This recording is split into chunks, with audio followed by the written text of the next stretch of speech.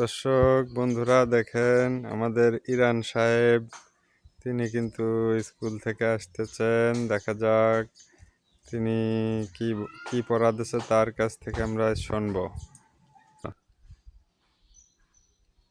Iran সাহেব school থেকে চলে আসলেন বিরাগ থেকে। দেখি এখন কি করতে, ব্যাগ খুলতেছেন। দেখি ব্যাগ খুলে কি করে। ব্যাগ খুলতেছেন কে?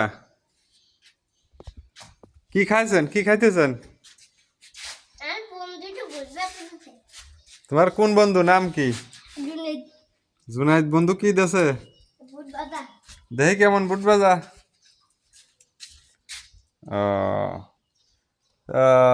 তাহলে আজকে আজকে কি পরীক্ষা ছিল? চারুকলা। ম্যাডাম কি বললো?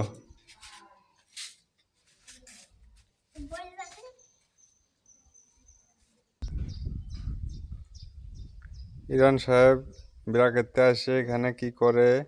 ও পিছু দিতেছে। তিনি কিন্তু পিছু দেওয়ার পরে আমাদেরকে জানাবেন যে আজকে কি কি কি কি পড়া দিলেন আর কি কি পড়তেছেন। দর্শক, আমাদের মাদ্রাসা চকচক করতেছে, আমাদের গ্রাম চকচক করতেছে। পানি চলে আসছে, প্রচুর মেঘ, আকাশের কত সুন্দর দৃশ্য, গ্রামের সুন্দর সুন্দর দৃশ্য, গ্রামের পরিবেশ, পাট দেখেন, ধানের মাঠ, স্কুল, গাছ। একটু জুম করে দেখাই আপনাদের, দেখেন কত সুন্দর সোনালি সোনালি আঁশ। বাংলাদেশের জাতীয় ফসলের মধ্যে পাট অন্যতম। পাটকে সোনালি আঁশ বলা হয়। একটু মেঘ দেখাই আপনাদের, কি সুন্দর মেঘ। ইরান, এদিকে এসো। হয়েছে? মতো দেওয়া হয়েছে? চলে এসো।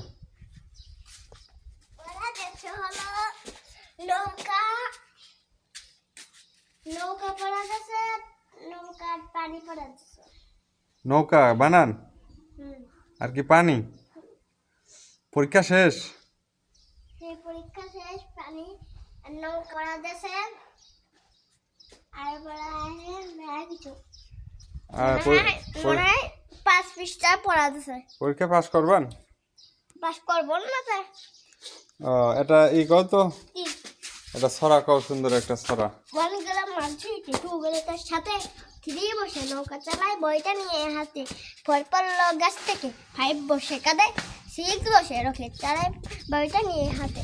4 পড়লো গাছ থেকে, 5 বসে কাঁদে, 6 বসে রকেট চালায় পূর্ণিমার ওই কাঁদে। 7 চালায় 7 কাটে, 8 কাটে ধান, 9 বসে তৌলা বাজায়, 10 ধরেছে গান। সুন্দর একটা কবিতা বললেন আমাদের মাঝে ইরান সাহেব।